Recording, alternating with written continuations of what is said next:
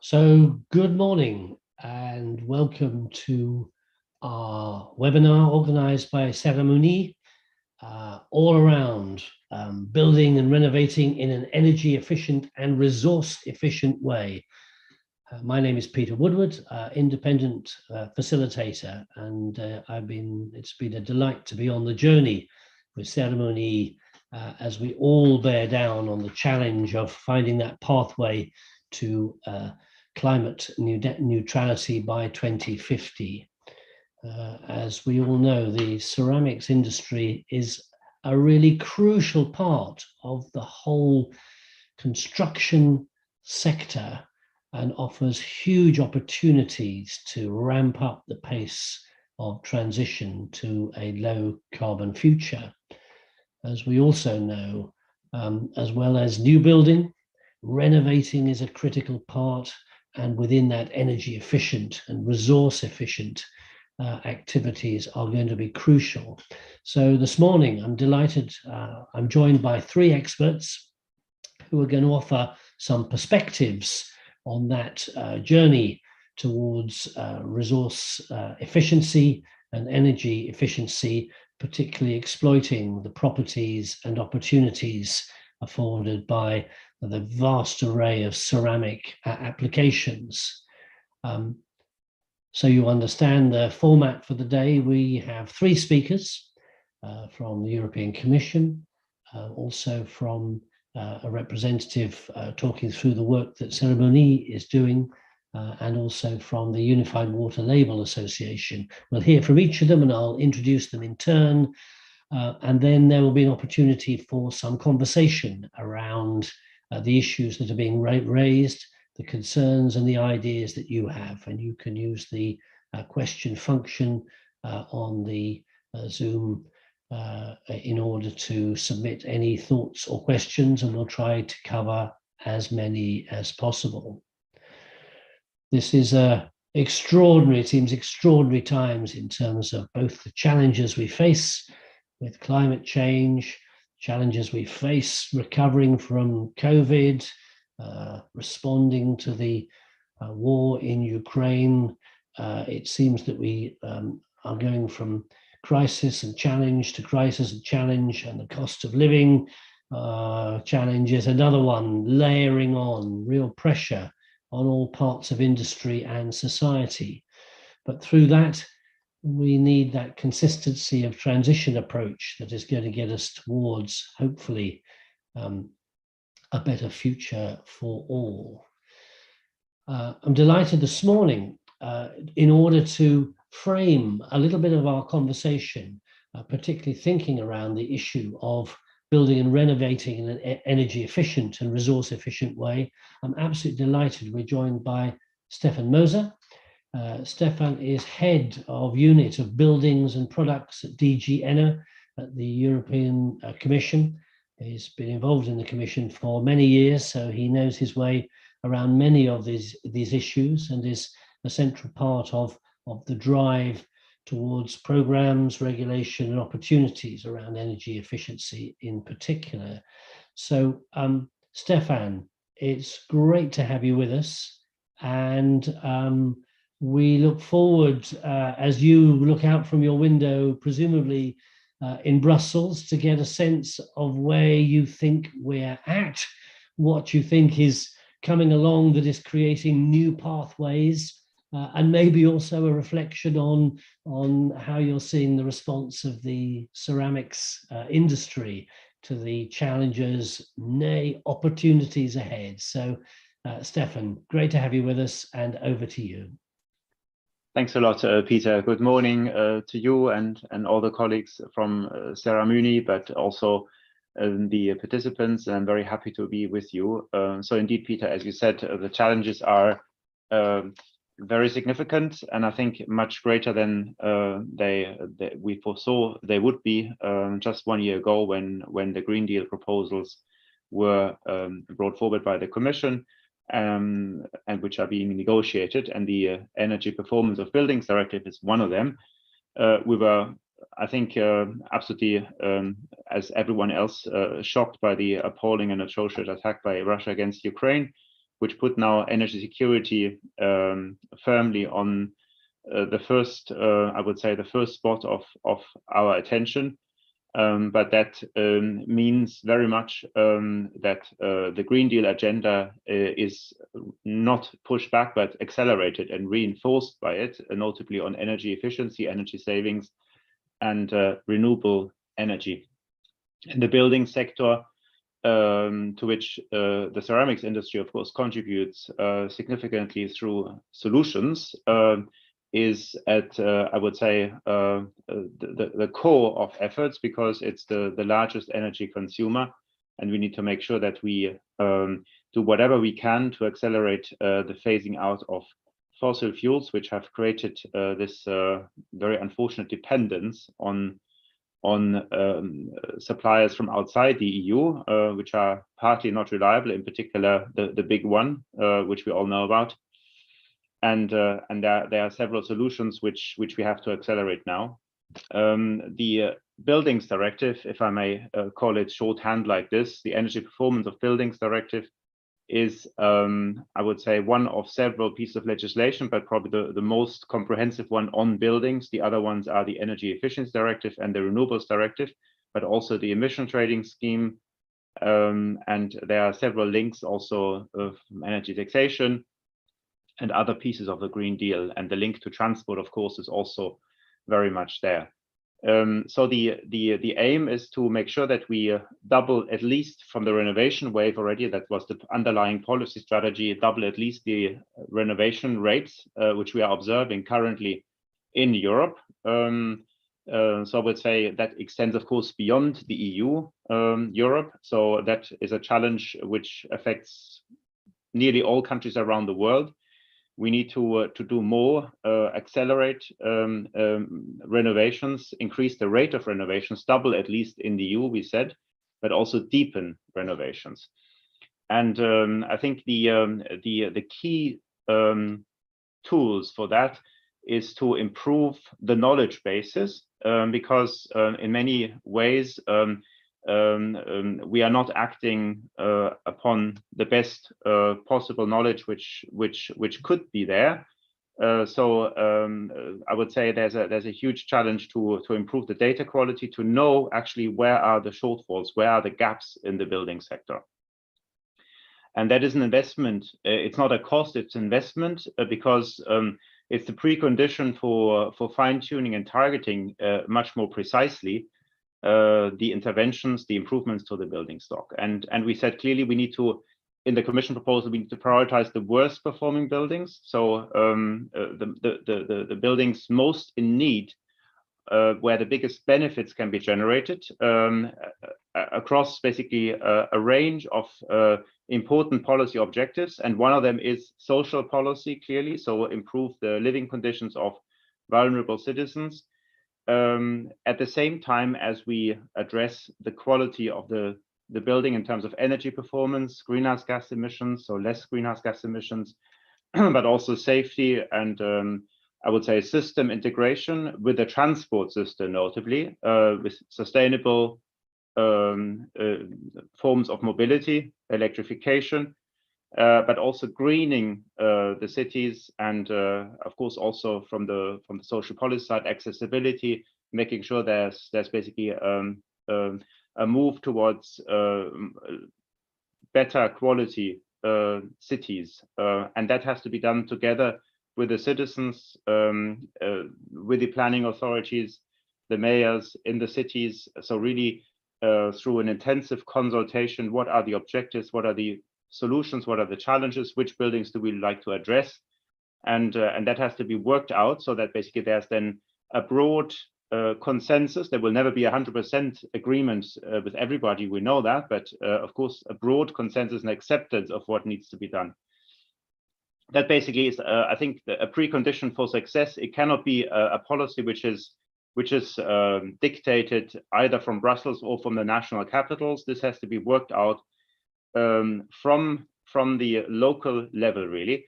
And I think one of the key tools for that are the building renovation plans, which are national plans. So the member states basically take care of them.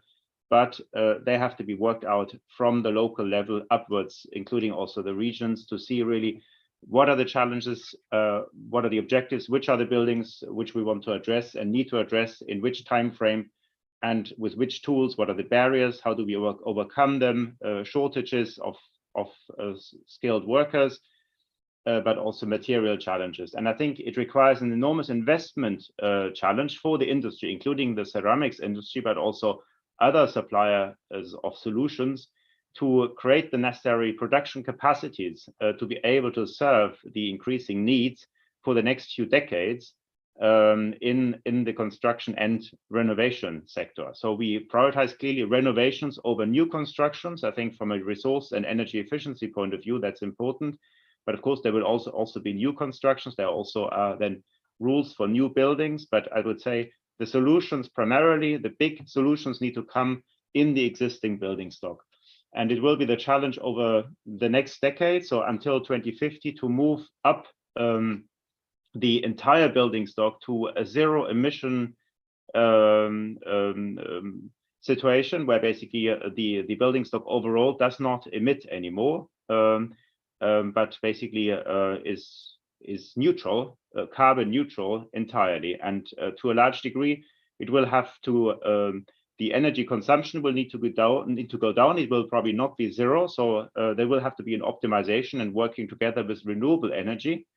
And that is part of the concept of the zero emission building, which we have proposed, to basically bring together energy efficiency and renewable energy together. The atrocious attack by Russia against Ukraine has led the Commission also to propose additional measures in May, so-called Repower EU package, which means basically how do we further increase energy security? How do we speed up our achievements on energy security? And for the building sector, this meant primarily, and we proposed an amendment to the directive on buildings, is to install solar rooftop capacity on certain types of buildings by certain dates as a minimum for the member states to define the criteria. But also they can go further, they can do more quickly. And I think there can be always support schemes, and should be support schemes, to address the solar ready buildings in the existing building stock. I think the ceramics industry is, of course, very much involved in rooftop reinforcement in many ways to improve the building shell, which is crucial. It's also to have stable roofs, basically to be able to put on the solar solutions. So that is very important to get this right, to basically see what are the needs and to anticipate the needs in terms of being able to serve the increasing volumes of the sector. As we proposed also in the buildings directive, we said that, as I said, worst performing buildings should be addressed, to have basically rules specifically for them as an accelerator, to make sure that where are the low hanging fruits, there will be accelerated action to move up the worst performing buildings to higher levels. But this is part of the solution. I would say the comprehensive holistic solution needs to come from the building renovation plans at the national level, building on efforts at local and regional level to address the entire building stock. And of course, public buildings, commercial buildings, non-residential buildings have their role to play, often as front runners, as exemplary illustrations of what is possible, but also to serve the public interest. There is, of course, sometimes better control because you have large actors who can address that. I think there we expect, of course, that things can be done more quickly.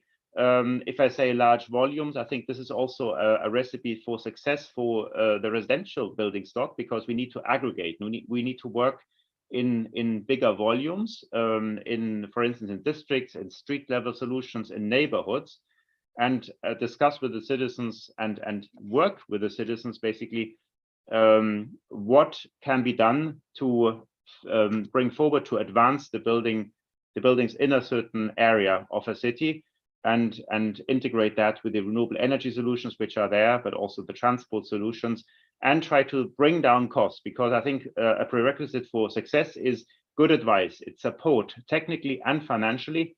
And the more you have larger volumes, the more you can afford to have really professional advice, and also having cheaper access to financing. It's sharing out the efforts so that not everyone has to do their own bit. This is possible, but of course, very labor intensive and quite a challenge for people who are not experts. I think that is something which we also encourage very much, to have this kind of aggregation, bringing together people basically, and a bigger role for facilitators, of course, in the cities to have discussions and plans to go about the different neighborhoods. So I think that is where we are now. Basically, is the interinstitutional negotiations, which is basically the negotiations with the member states and with the European Parliament, to see really how far these proposals are shared by the member states and the European Parliament. They do then changes, and of course then in the end there will be negotiations between the two partners, the European Parliament and the Council, the member states, to finalize the legislation. But that's basically where we are at this stage, and we are very much, of course, listening to further suggestions across the three institutions from stakeholders. What would have to be further improved, where there are possible bottlenecks, how we can address that. And of course, there are also additional support initiatives, for instance, on skills, on industrial policy, competitiveness. What are the problems facing the industry? How can we help, basically, either, of course, through finance or technical support, or simply exchanging good practices, bringing together basically relevant representatives who can then work together and inform us what actually the Commission can usefully do. I mean, often we try to make sure that the cross-border cooperation is improved. Member states know very well what to do on their national territory, but often there's a suboptimal interaction with neighboring member states or across the member states of the European Union, to learn from each other, to not to repeat mistakes, and to replicate good practices and scale them up, basically, so that basically we benefit from the collective knowledge which is being generated. Of course, also working with international partners outside the EU. So with that, I would like to thank you very much, Peter, for giving me the floor, and look very much forward to the discussion, and of course to the other panelists. Stefan, thank you very much. You outline what is a really exciting agenda for transformation, but goodness me, also a hugely challenging one as well. And I hope as we open up the discussion, we'll be able to explore both some of those issues you've identified where support and change is taking place, but also where there really are barriers to change, particularly, as you know, in the world of renovation, because the moment you start renovating, you lift the lid on all sorts of challenges and problems. So I think this holding hands together, trying to make the transformation, is going to be the way forward, but a huge issue. But thank you again for outlining the direction of travel, and the fact that there is some muscle going behind this initiative and these changes. What I'd like to do now is bring in our second speaker. Delighted we're joined this morning by Isabelle Daugeret. She's Director General of the Fédération Française des Tuiles et Briques, the French Tile and Brick Federation. But this morning, really speaking on behalf of or representing the industry, the ceramic industry. Isabelle, great to have you this morning. These are exciting times. The Cerame-Unie has outlined its ceramic roadmap to 2050, which is a really challenging and exciting pathway to transition. And the challenge within that is how you get noble intent delivered into practical implementation. But great to have you with us, and I think you're going to spend a little bit of time outlining that roadmap, but also just the properties and the possibilities that this extraordinary ceramic sector can bring in being part of the transition. So great to have you with us, and over to you.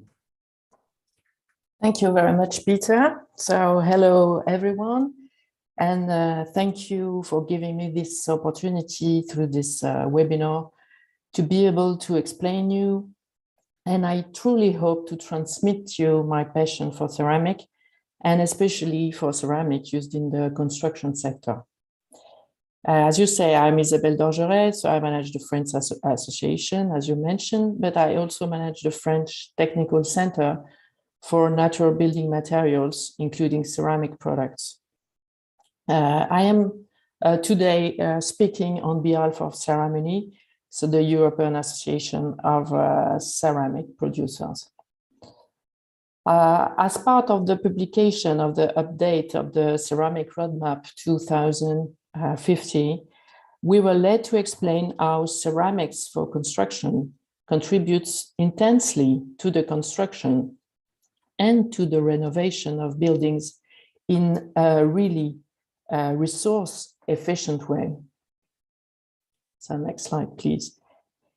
In this short presentation, I will try to give you an update and the key figures for our profession. And I will develop the themes of the energy efficiency and sustainable use of resources. Next slide, please. So let me present you some figures that reflect our industry at the European level. So first of all, our industry is present in 30 countries throughout the European continent. It is mainly made up of small and medium-sized enterprise, since this type of enterprises represent 80% of our industry. The value output is 26 billion euro throughout Europe. And one important thing to point out is that our industry is an export champions with 5.1 billion euros in positive trade balance annually. It employs 200,000 workers in Europe to manufacture product for the construction of very long lifespan buildings. Indeed, it is accepted that brick buildings, for example, have a lifespan well over 150 years. And you'll see in the right-hand side of the slide, the distribution of the 26 billion turnover in the different products families. You will see that almost 60% concerns construction products. Next slide, please.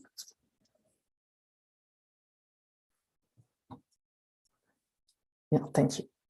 The clay, our raw material for our construction products, it's very widely available because it is the majority constituent of the Earth's crust.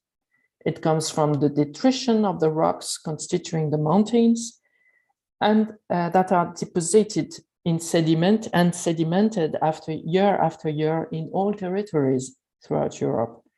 It is therefore a natural raw materials, and it is also very easily accessible. The production sites of our products are overwhelmingly located in the immediate vicinity of clay quarries. So the production of products is local, which makes our industry an important employer for all European territories and often outside urban areas. The products are generally manufactured to satisfy a very local market. Take the example of terracotta roofing tiles, for instance. You will see that they have a specific shape and they have a specific color for each region that correspond to the climate, to the construction method, and local habits, which makes it an aesthetic marker of the European architectural heritage. The products are affordable economically, and easily implemented, making it possible to build safe and healthy buildings for millions of European citizens. In this slide, you will be able to see the diversity of products manufactured by our industry that are incorporated into buildings on the right-hand side. They are also incorporated in infrastructure, and constructions and housings. So you could see roof tiles, bricks, pavings, sanitary ware, floor tiles, wall tiles, expanded clay as well, and also clay pipes. Yeah, next slide, please. Thank you. So we deeply support the renovation waves, of course, and the renovation of our existing building stock and focusing on near zero energy building. This is the paramount to meeting Europe decarbonization objectives, as you mentioned, Mr. Mulder, previously. Ceramic construction materials are very durable. They are also affordable, and they provide comfortable, energy efficient, safe and healthy homes to millions of people in Europe. Ceramic construction materials provide high level of safety, for instance, in case of fire or flood. They also ensure a high indoor air quality. That is important to highlight, that no toxic emission emanates from the building fabric into the internal environment. Ceramic walls and roof systems not only increase comfort, but they also reduce heating and cooling costs and emissions. So now, on the next slide, let's focus on the energy efficiency item. So cavity walls made of clay bricks or monolithic walls with or without added or integrated insulation allow a very durable and a very effective insulation of buildings. Terracotta bricks construction systems allow the treatment of thermal bridges from intermediate floor or multi-story construction in the most economical way available on the market today. Ceramic roof tiles have a very good thermal emittance, so they also provide in their implementation system a very good natural ventilation of the space located under the roof tiles, which also contributes to a good insulation of the building. And the ventilated facades protected by ceramic products allow an excellent thermal insulation from the outside. Extremely interesting for the energy renovation of buildings, for example. But these systems, it is also very suited for new construction, and the reliability and long service life of ceramics product make it a really sustainable and efficient solution. So this slide to explain you that energy efficiency not only means keeping the heat indoors during the winter, but also maintaining the comfort inside buildings during the summer. Indeed, terracotta construction products allow, thanks to their excellent thermal inertia properties, to passively maintain freshness in homes.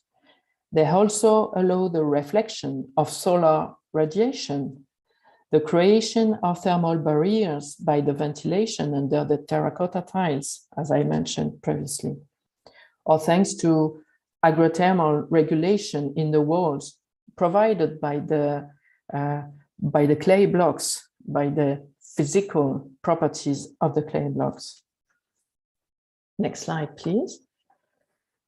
So now I will turn to the resource efficiency chapter and explain you how the use of clay products allows for sustainable use of resources. Sorry. Sustainability, at first, it's a question of lifespan. Manufacturing a product consumes resources and has an impact on climate change for all products. So it is important that these impacts are amortized over a long period of time, which is the case indeed for ceramics product. I will mention, for example, the Cathedral of Albi in the slide. In this picture, it is built of terracotta bricks and overlooks the city of Albi for several centuries. Conventionally, it is considered that terracotta brick house has a lifespan of more than 150 years, that floor and wall tiles, as well as sanitary ware, have a lifespan beyond 50 years. Clay pipes perform their function for more than 150 years, and expanded clay has a never-ending life. Next slide, please. So finally, I would like to point out that ceramic construction products have always been reused throughout ages. Abandoned buildings have always been deposits of construction products for new constructions. Even today, many roofs are redone with reused tiles. In many countries, for instance, in France, we estimate that almost 20% of the tiles laid by roofers are actually reused tiles. So ceramic construction materials have been reused for centuries and now contributes to innovative thinkings about how we can give a new life to construction materials. Existing buildings can be reused in situ or dismantled and rebuilt in a different location. For example, industrial buildings can be converted into offices or housings. And because of their durability, brick buildings are perfectly suited to this type of conversion, which not only reduce the need for natural resources, but it also preserves the heritage of our built environment. In this image, you can see an example of a building whose facade consists of square of 1 meter by 1 meter of reused facade bricks. The architect played with color and texture to punctuate the facade in a very modern way. What shows a building produced such a brick is aesthetically beautiful and sustainable. So, next slide, please. I strongly encourage you to consult our roadmap, which will enlighten you with the interest of using ceramic for building and renovating in a very energy efficient and resource efficient way. So thank you for your attention. Isabel, thank you very much indeed. A very powerful advocate for the product and the industry. As we develop our discussion, I'm fascinated to explore a little further, less about the properties, because I think we see the extraordinary delivery and potential of ceramic products, but some of the barriers that maybe are inhibiting greater adoption of this material as part of the renovation process, but we'll come back to that. Could I remind everybody, please, those who are on this webinar, that you can ask a question, make a comment, observation, whatever, just by going onto the little control bar and typing into the Q&A function. And if you send a question through, we'll assimilate them and then develop them in the discussion to follow. But for now, Isabel, thank you very much for laying out the case for ceramics in the whole renovation process. Thank you, Peter. Our third speaker, delighted to welcome this morning Yvonne Orgill, who's Managing Director of the Unified Water Label Association. We focus very much on the product of ceramics, but what are ceramics there for? They are there to deliver a function, and water and water use is an essential part of the functioning of buildings, and therefore it's important for us to think very carefully about that increasingly precious resource and its wise and thoughtful use. So Yvonne, great to have you with us, and I think you're going to offer us some thoughts on how ceramics and water use fit within this whole energy efficiency, resource efficiency milieu as we move forward. So Yvonne, over to you.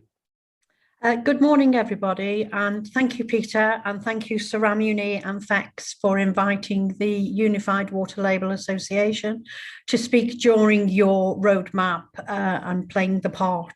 The presentation this morning, there's only a few slides, so don't get too concerned, is about what industry is actually trying to do or achieving the goal of helping to reduce water wastage, especially in the bathroom sector. So moving on, please, with the slides. I'm Yvonne Orgill, as Peter's already said. I'm the Managing Director of the newly formed Unified Water Label Association. Previously, I have 37 years experience working within the trade body world, within the ceramic world. Next slide. Okay, so what is the Unified Water Label? A unique educational tool that industry developed, providing consumers with sufficient information to make a comparable, informed choice. Understand how much water and associated energy each product uses per minute or per flush. Ultimately, it will help to address and reduce water wastage and allow a greater balance for supply and demand for potable water for today's user and future users to come. The United Nations stated that water is the core of sustainability and is critical for socio-economic development, healthy ecosystems, and for human survival. We cannot live without water. It is vital for reducing global burden of disease and improving the health, welfare, and productivity of populations. The Unified Water Label is just one of the actions that industry is undertaking: leaner manufacturing, recycling of material, educating the routes to market, reducing the use of chemicals and packaging are some of the other initiatives that industry is embracing. The European bathroom industry has taken their responsibility seriously and is proud of what they have achieved with the development of the Unified Water Label, which is recognised as a best practice water labelling scheme within the newly published ISO 31600 standard, which was published earlier this year, along with other nations such as America, Australia, and Singapore. The UWL is a tool that enables manufacturers, retailers, wholesalers, and merchants to play their part in two of the UN Sustainable Goals: Goal 6, Clean Water and Sanitation, and Goal 9, Industry, Innovation and Infrastructure. The UWL plays a key role in aiding governments to meet their many political environmental strategies, policy frameworks, regulation, and of course the various green initiatives being introduced. The scheme is an influencer that brings to the forefront the commercial advantage for manufacturers to invest in bringing new technologically advanced, efficient products to market, which do not compromise consumer expectations, but use less water and associated energy. The bathroom products found therein are part of the building system, and as such, efficiency is reliant on other products within the home, such as the boiler. It also relies on the professional install and behaviour change. Bathroom products are energy products that are not energy products that are perceived as plug-and-go products, but governments seem to want to fit water-using products into the energy framework. The UWL is a simple, honest label that aids choice at point of selection. It is simple to understand, and the technical criteria is based on existing and recognised standards that have been developed by experts, with the primary metric of water and associated energy use for taps and showers. So energy is not for water using ceramic products, but primarily for taps and showers. 14 individual categories exist and provides a cohesive message across Europe. Mr. Moser spoke earlier on about cross-border selling and having that message that goes across all European countries. The UWL is a flexible tool that can easily adjust to market transformation and, more importantly, has established a solid foundation in the marketplace and continues to attract further support from major retailers, manufacturers, test laboratories, and environmentalists. 160 plus manufacturers, retailers, and supporters underpin a database of 14,000 individual products, of which 38% is ceramic, sanitary ware and associated components, 37% is taps, and 18% is showers, representing around 70% of the European market. The UWL is a one product labelling scheme across Europe for all water using bathroom products, a smart tool enabling comparison of water and energy use. The UWL website is core to the promotion of the scheme and can be found at www.uwla.eu. An easy to search database including filters that allow selection via product, delivery performance, registered company, or product name is opened all to use free of charge. The database is the filing drawer for the scheme, as all relevant information from rules and regulations to technical criteria and supporting marketing material can be found there. All documents relating to registering brand and products can also be found on the website. It is a one-stop shop. A consumer section provides hints and tips via GIFs, videos, and other material to help consumers make an informed choice at point of sale.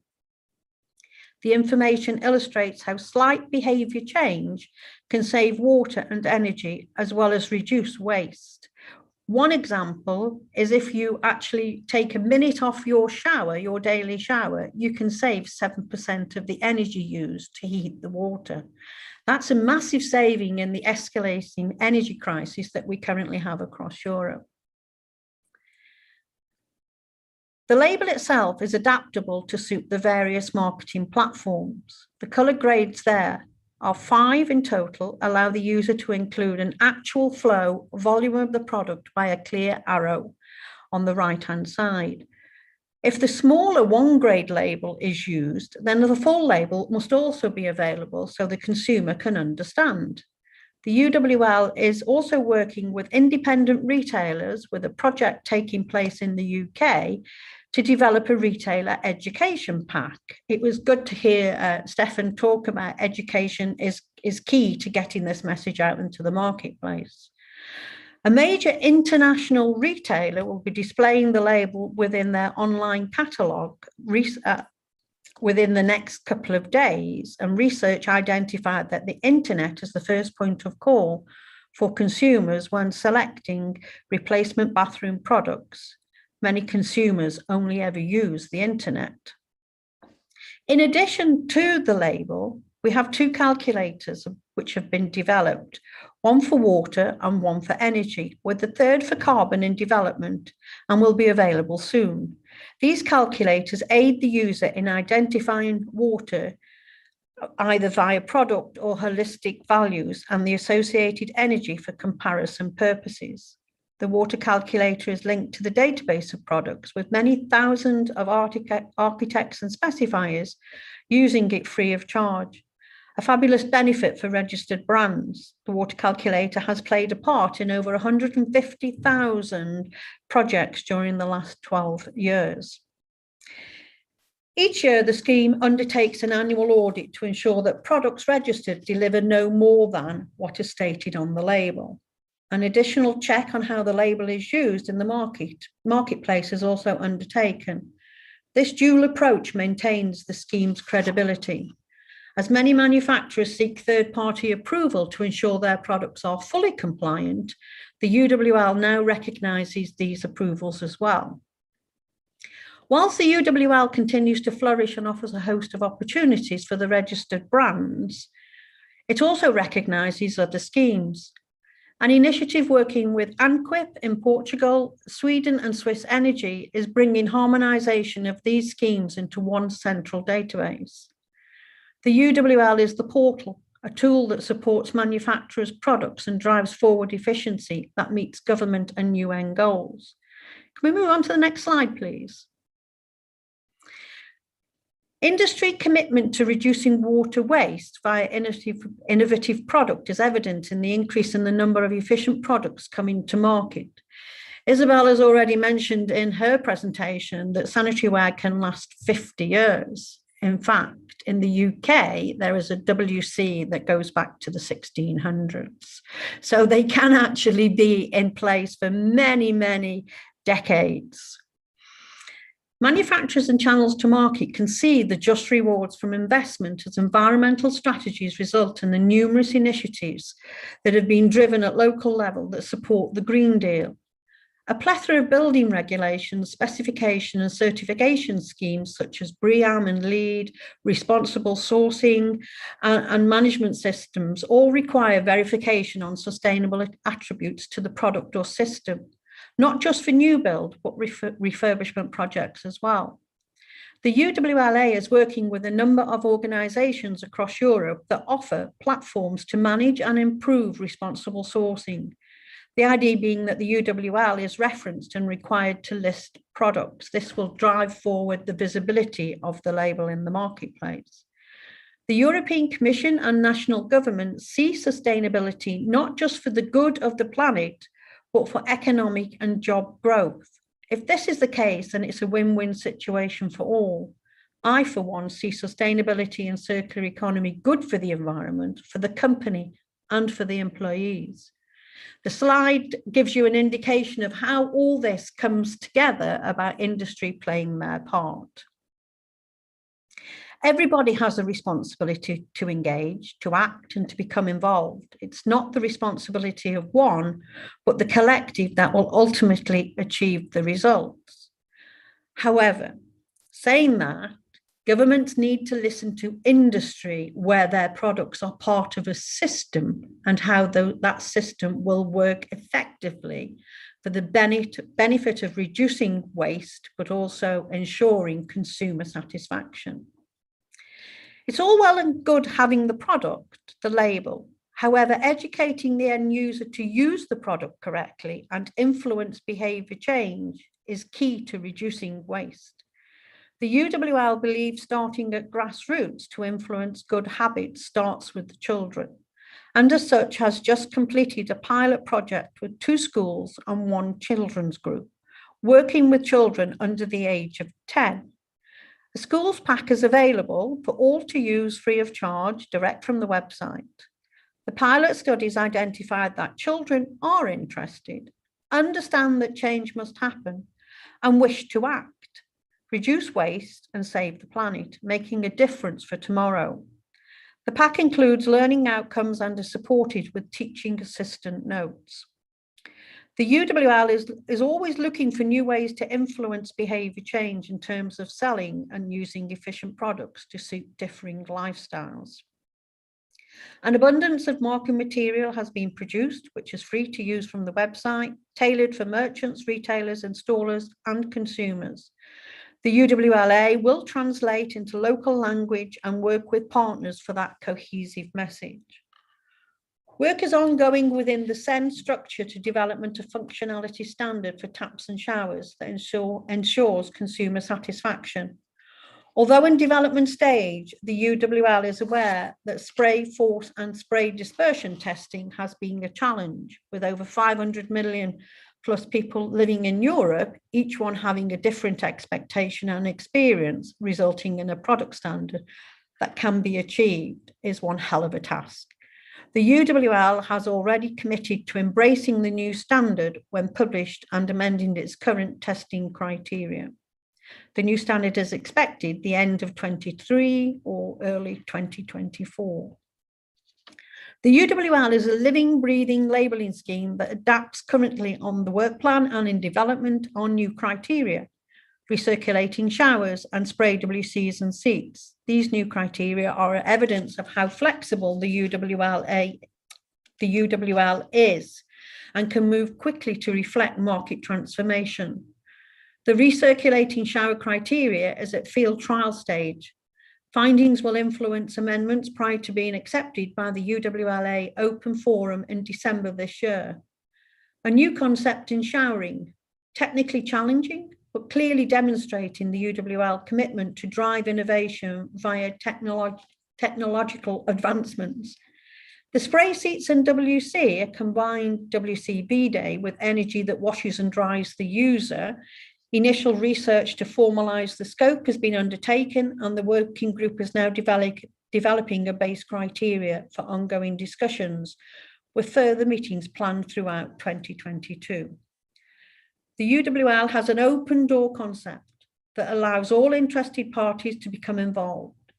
New criteria is driven by manufacturers or retailers who champion new development.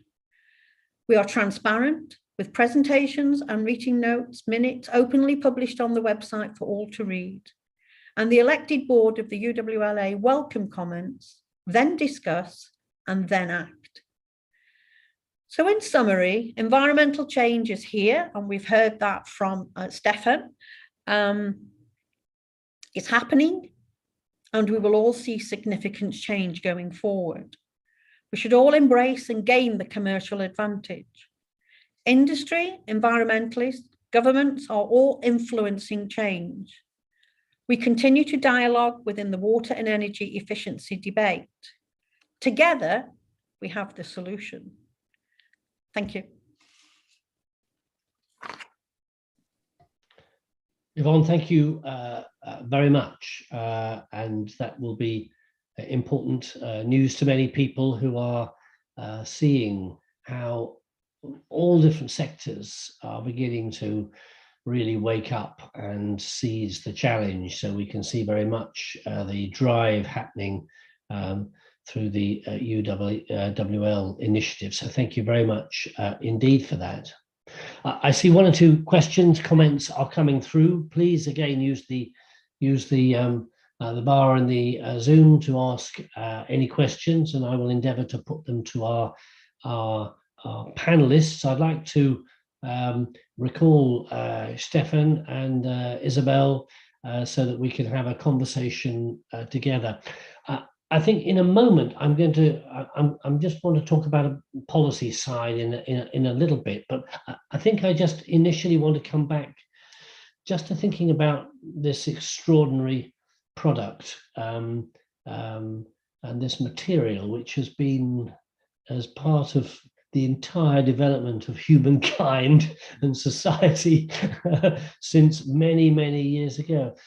I'm just interested, Isabel, is your, I mean, this seems a very interesting area, that some of the areas of change we're involved are extraordinary sort of innovation and change and taking risk with products. Would your assessment be that within the ceramics industry, there is still huge innovation and change taking place, or essentially have we got a suite of really good applications and products that we are less involved in a crazy sort of innovation world? It's more about people using rather than us desperately further innovating. Just interested in your comment on that. Yeah, thank you for this question, because most of the time our product, they are seen as very old product, as you mentioned. But I really want to explain that our industry is very innovative. And you can see, for instance, clay blocks. The thermal resistance of a clay block wall have increased of almost 40% in the decade. So there is a lot of innovation that has been done. For instance, also the way of doing the masonry. with specific glues that allows the wall to have less thermal losses, for instance. These are innovation that we can highlight because it has it plays a role on the energy efficiency of the building.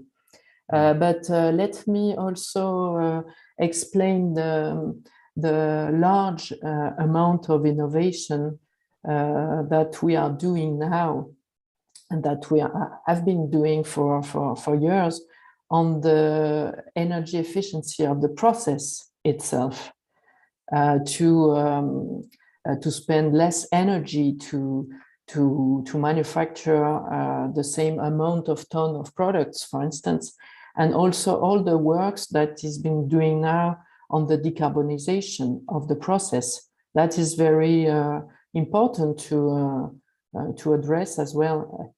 And our industry is very innovative on that topics, energy performance of buildings and energy performance of the manufacturing process. Yeah, I mean, that's interesting. I mean, just to pick up on the manufacturing process, obviously, quite apart from our drive to reduce carbon emissions, the cost of energy is an absolute, killer in terms of being able to have processes that stack up economically. So that must be, a real area of concern and innovation. Just interested in the nature of the industry. I mean, I think there are many small firms, there are lots of traditional family firms as well. I can see the big boys being able and having the capacity to innovate and change. I'm just interested in your honest assessment of the family of industries, of firms in the ceramic sector, and whether you're seeing change taking place among the smaller manufacturers as well, or whether that really is a transformation challenge for them. Yes, for the family firms, let me talk about the French ones that I know. Most of them, they did not change their process from the utilization of biomass to gas. So it means that there are still already in France small plants that are actually still using biomass for the process. And thus, I would say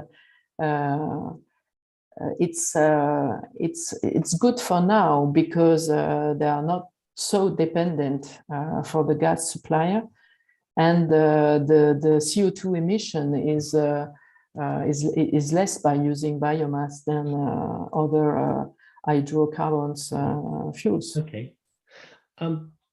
And just one other question. I'm just thinking about the product. I can see the huge opportunities of installing ceramic-based products as part of renovation projects. I'm just interested. I mean, ceramics have extraordinary properties, but one of the properties is they are both extraordinarily strong if you use them the right way, but also extraordinarily fragile if you use them the wrong way. And I'm just interested in within the renovation process, being able to reuse ceramic products. Give us a word or two about that. Is there an inbuilt fragility that is a challenge as we seek to reuse ceramic products? Well, how can I explain that? By figures, maybe. Of course, a roof tiles is brittle, but it's very easy to build roofs with a roof tiles.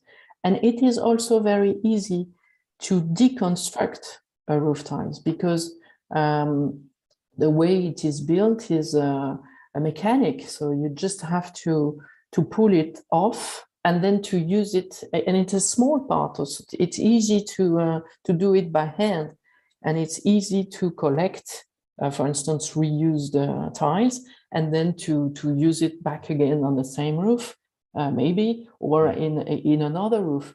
For instance, in France, it represents 20% of the roof tiles used each year. Right. So it's quite significant. So if the specifier, the architect or whoever specifies the desire for reuse, and that can be converted into the practical reality of people on site, then because it's quite a chunky material as well, there's every possibility of reuse. I partly asked this because our first question that came in said, and I'm trying to think I understand it, saying, I'd like to ask how to collect tile waste from the demolishing area. I don't know whether you have a response to well, that. I am not a specialist of demolition waste, but if the product can still be reused, so most of the time, for instance, it's the roofer who take the product and collect it to use it again. But otherwise, if it's demolition waste, I mean, there are some construction dumpster in the sites, and the waste are collected separately from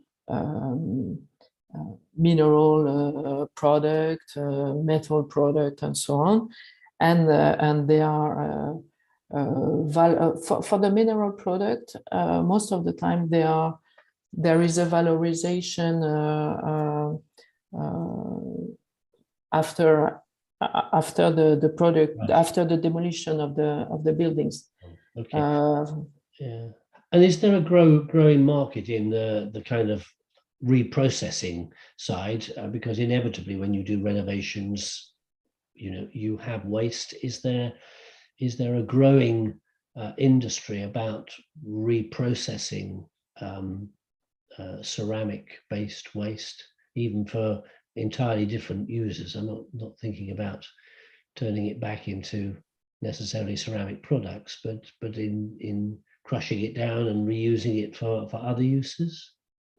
Yeah, I think so. I am not able to give you some figures on this, but I think that there are more and more business on the reuse product.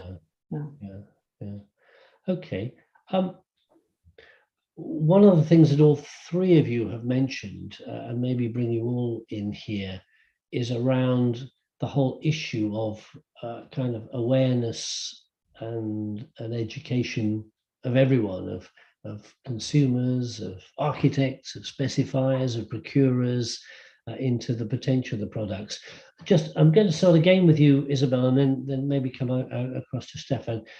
I'm intrigued as to whether you feel that there's an enormous untapped, forgive the pun, potential for the use of ceramic products, and it's just that there is a lack of awareness of their properties and their significance, or does everyone know about ceramics so we can relax? Is there a big gap in terms of people don't use them as much as they could and should because they use alternatives? They're not really aware of what's going on in the ceramic industry. Would you like to comment on that, please?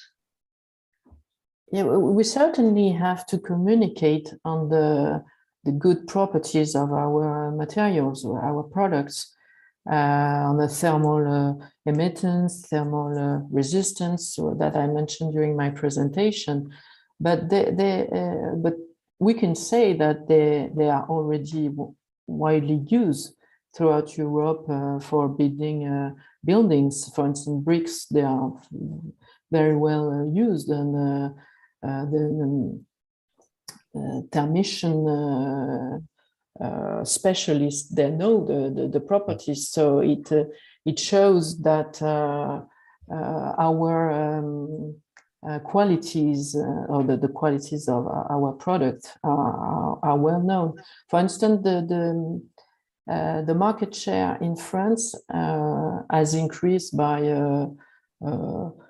in 10 years in multi-story building. The market share has increased of almost 50% in 10 years. So it means that when the energy performance of building is concerned, the bricks plays totally its role. Right. Okay. Interesting. I've had an interesting question coming in from Lucas Edmöller, which is as well as saying hello, great webinar. Thank you very much for that. It's suggesting, what is more priority for you right now? Is it decarbonization, that bearing down on carbon, or is it circular economy, the efficient use of our resources, or both equal? But if you say both equal, that's a slightly boring answer. So, Stefan, I'm going to put the spotlight on you first from a strategic policy perspective. Should our zeal be particularly with decarbonization or the importance of resource efficiency and circularity? Thanks a lot, Peter, and to all of you for this very interesting, indeed, exchange. I think a general answer is very difficult. There are trade-offs. There are trade-offs for the specific choices to be made. Energy, greenhouse gas emissions, but also, I would say, resource efficiency, circular economy. The question is what are the benefits? What are the costs? Basically, when a decision has to be taken, I think I would not go as far as say climate tops everything. It overrides everything. We have very important material challenges, resource challenges in terms of availability of scarce resources. We have, of course, the water challenge, but also I would say. Materials which simply are in short supply, and there we have to do whatever it takes to keep within the cycle the precious resources. But there are always trade-offs for each and every step. I think that very much relates then to the production process, for instance, also in relation to energy prices. What is actually on the one hand the economically most efficient way of doing things, and on the other hand considering constraints in terms of saving resources, saving energy, reducing greenhouse gas emissions, what can be done. I think it requires a detailed look at each and every production step, but also when it comes to a decision what to use, how to combine. I think the objectives are clearly there. We should, on the one hand, save resources, on the other hand, reduce energy use and greenhouse gas emissions. And I think what was mentioned before by Isabelle and Yvonne for both of you is to look for to push forward innovation and really see how production processes can be optimized, how you can further enhance the properties of the various appliances in terms of insulation properties, for instance, but also on the water use. How do we actually ensure at least a comparable level of comfort while using much less water? Less water means also less energy. Of course, for hot water, it's most obvious, but even for cold water, you need energy to have it purified. But for hot water, it's most obvious. There are so many improvements possible in that respect. And that requires basically very informed, based on data and evidence decisions on the various steps. So I think that is always a balancing act for each and every decision, sometimes little decisions, sometimes big decisions, which we need to take. Okay, thank you.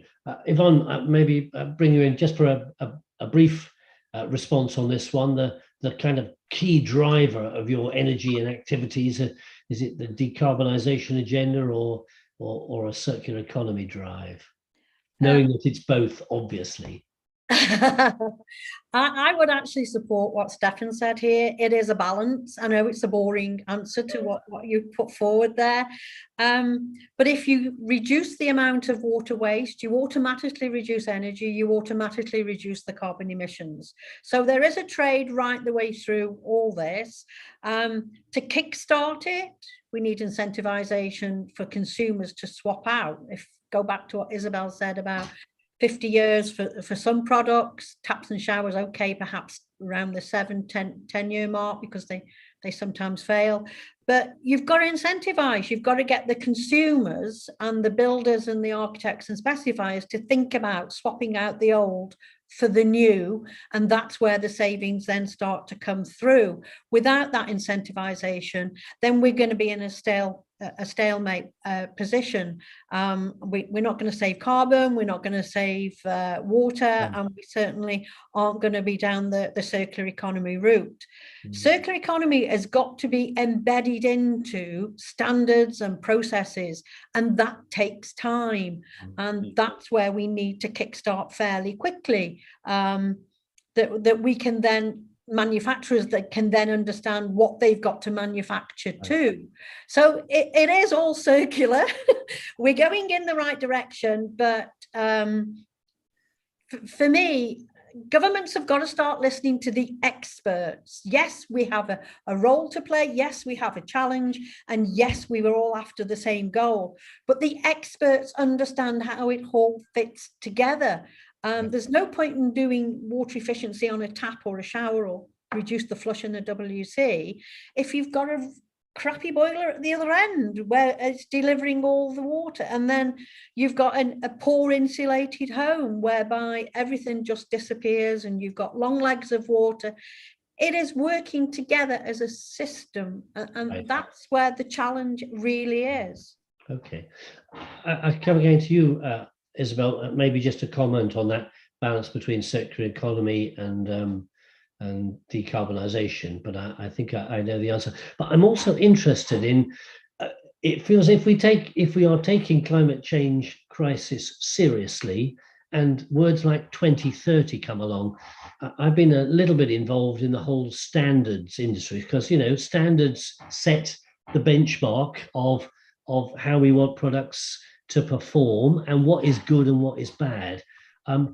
I think a snail goes faster than the standards world.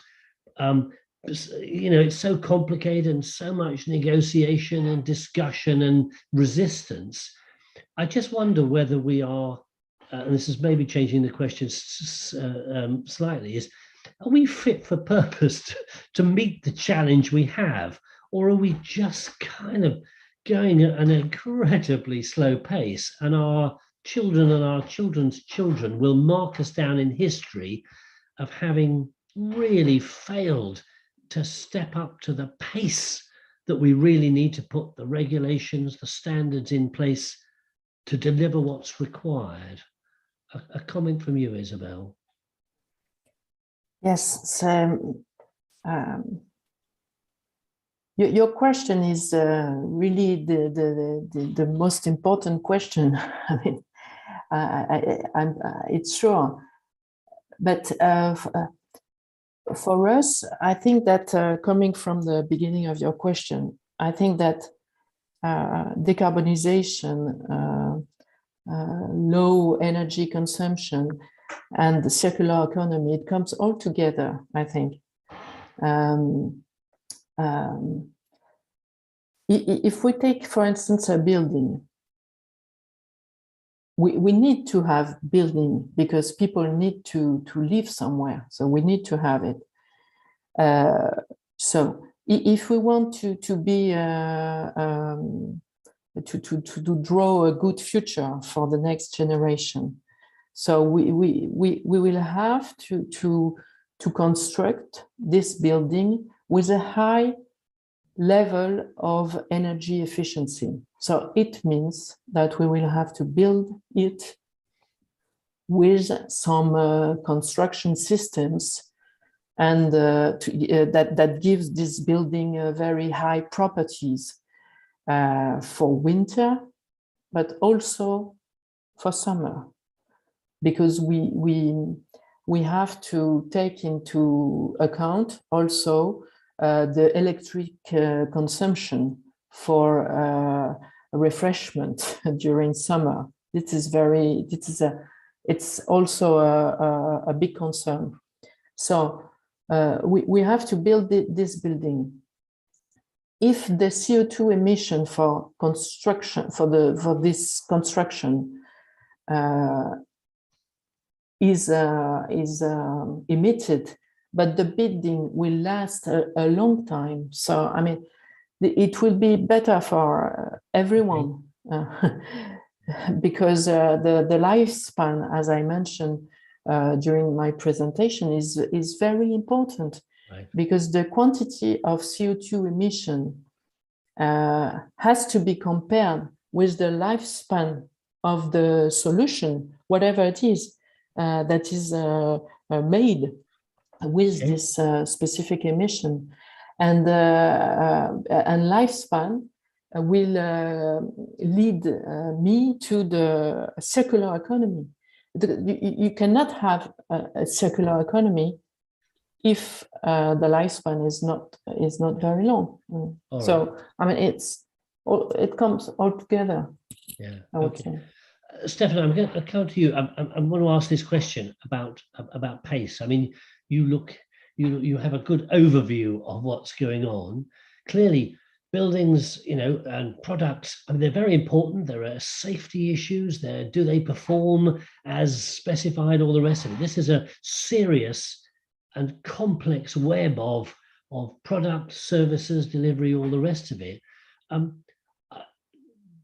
To be blunt, the chances of us getting on the right trajectory in the next 20 years is impossible, or isn't it?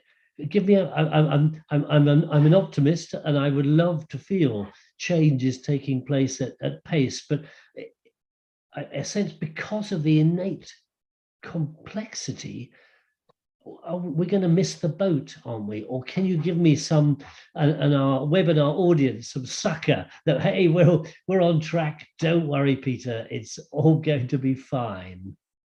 No, Peter, thanks a lot for that. I think it will, significantly improve if we create the stable regulatory framework, which creates a predictable reference for all the actors involved, because I think we are facing significant capacity constraints today in terms of physical building materials, but also workers who can actually carry out renovations, and who are able also to put in place innovative solutions, smart solutions, digital solutions which enable the inhabitants to play an active role. And of course, we need to scale up financial support and technical support. I think these are part of the proposal of the Commission, which is under negotiation, to, I would say, dramatically increase the quality of the overall cooperation framework, I would call it. Yeah. So because the framework of cooperation, it is, I think there was a question also from one of the participants, what are we concretely doing? So it's on the one hand regulatory, so to impose obligations. So some of them are directly included in EU directives, others come from the member states, because they need to make sure that the trajectory, the accelerated trajectory towards a full decarbonization of the building stock by 2050 is actually realized. And there are, of course, various options how to do that, but that's for the member states then to carry out. But this creates then obligations directly on citizens. But we cannot just impose obligations and say that's it, that's what you have to do. If you don't do it, you get a fine, and then you get in prison, and then you get executed if you don't do it. That's not the way to do it. There needs to be significant and high quality support, both on the financial side, but also on the technical side. So advice to have people who can go on the spot and help identify the challenges, help find out what could be done in what way. And the objective is to go for deep renovations, to basically use the full potential of a renovation and avoid that basically you would carry out certain steps which would then prevent other improvements which are crucial for full decarbonization. So that's why we have proposed also a building renovation passport, that is a tool to implement a deep renovation, but step by step, in compatible steps where you get then also special support financially to carry that out, but over the years, and one after the other. So in order not to overburden yourself, but also the industry capacity and also the technical constraints which are there. So to see what needs to come first. And of course, in a building, you can do several important improvements which stand alongside each other. You have the facade, you have the roof, the windows, the heating system, the installations inside the building to run everything, ventilation systems, and that is crucial to keep that as a compatible package, right, and define that right away. So I'm relatively optimistic if we get basically to the common conviction amongst the legislators, member states, parliament, but also in the implementation in the member states, that they take it really seriously. And that involves then the different levels, the local level, the regional level, and the industry and citizens, and also the unions, basically, when it comes to training, the training institutes. We have to make sure that the innovative solutions are on the curricula, that those trained professionally will actually will learn about the most important, right, innovations, the most important solutions, and not just carry on with basically what has always been taught. And the really the big step changes are not on the curriculum. So there it's a challenge to all of us. We have to, the solutions are basically there. We need to scale up dramatically. We need to activate everyone to play their part. And that of course includes then also financial institutions, private sector and public sector, to play their part, to have specific financial products to reduce the risks, to have guarantees in place. So it can be done, but it requires a collective concerted effort across all stakeholders. Right. No, thank you for that. As part of your deep response, and thank you for that, you mentioned about the product passport, and there's a question here specifically from Serdar Dickman about the digital product passport and how that will contribute to reuse or recycling of ceramic products. Just maybe a very brief strategic word from you, Stefan, as to the whole digital product passport, how you see that developing, brief word, and then over to Isabel about how that is being embraced within thinking and action within the ceramics industry. Stefan, first. Just thanks a lot, Peter. I think the digital product passport is a proposal from the Commission as part of the Sustainable Products Package adopted in March, on the 30th of March this year. And that was a package consisting of the construction products regulation, but also eco-design, the eco-design for sustainable products regulation, and the work plan for the existing eco-design and energy labeling framework which we have in place. This basically comes or tries to improve information management. So how do we make sure that we digitalize, that we put everything together, that we create transparent, high quality and accessible data? Today, of course, we try to make use of the full potential of digitalization and to make sure that those actors who need to know have an easy access to the data and they can rely and trust on the data. We have an energy labeling database, EPREL, which is already in place, where you can get information about the energy performance of a product. Okay. The digital product passport is an evolution of that idea, to have basically in one spot all the information you need, and then you can take informed decisions. So that's the first step, the precondition for success, basically, that you have access to the information. Then the second one is to use it and to take the right decisions by using the information. And I think that is, what is going to be put in place over the next few years. Of course, there will have to be probably a rather simple solution upfront, and we can try to improve it over time. It's a complex enterprise, but we have to go step by step about it and try to get it in place as quickly as possible. Right. No, that's fine. Time is never our friend. We are wanting dramatic change in a very quick time. We're wanting a webinar to cover so many issues in a short space of time. So I really need to draw to a close, but I'd just like to have maybe one final word from each of you. Isabel, I'm going to start with you. partly whether just a very quick comment on the digital product passport, and whether that's something that is being welcomed and sort of embraced within the ceramics industry, and then maybe just a final message to everyone who's wrestling with the whole issue of renovation, energy efficiency, resource efficiency, and applying ceramic products. So just first of all, a very brief word on the digital product passport. Well, the digital product passport is very new. It has been launched in March this year. So it comes in addition to the different labels that we already have in the construction sector. For instance, the CE marking and the declaration of performance. So we already have to work with transparency of the performances, and we already do that. So I would say I have no very specific answer. Okay, all right. On this topic. We have to go forward and to see how it is combined with the declaration of performance already existing for the CE marking.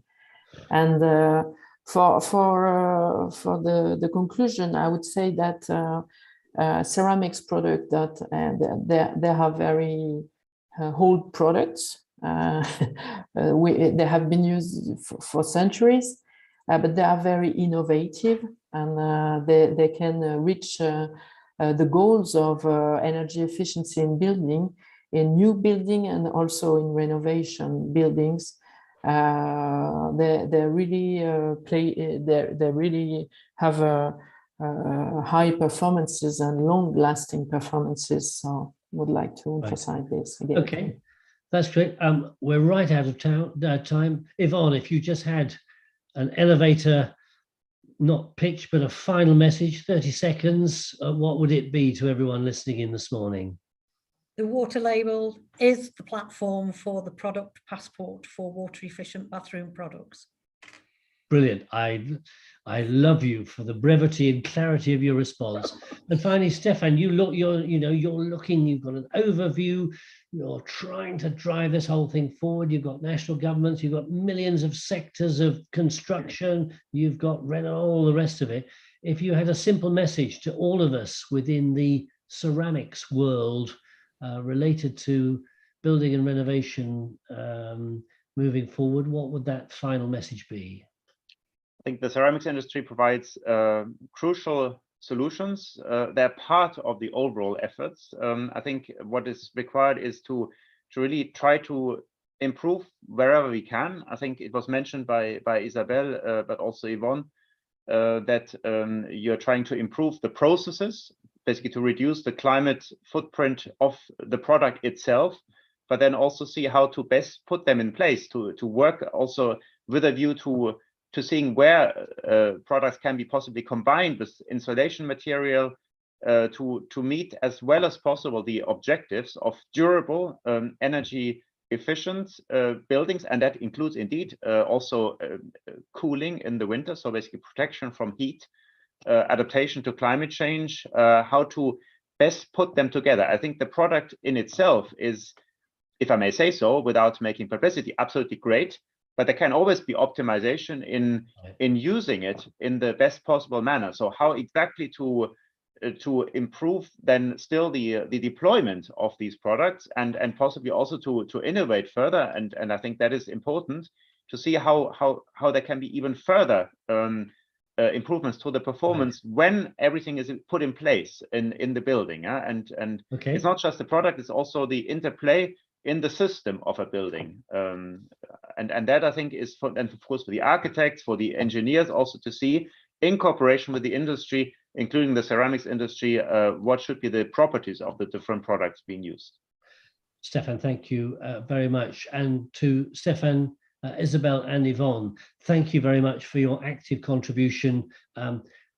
Inevitably, we've scratched a little bit more of the surface, but what is clear is that we're no longer discussing whether, but how do we do deep, lasting, effective building and renovation in an energy efficient and resource efficient way. Do stay, for all of you who've joined the webinar, I thank you as well. Stay connected with Cerame-Unie, because some of the best innovative thinking and the connections to be part of the change are there.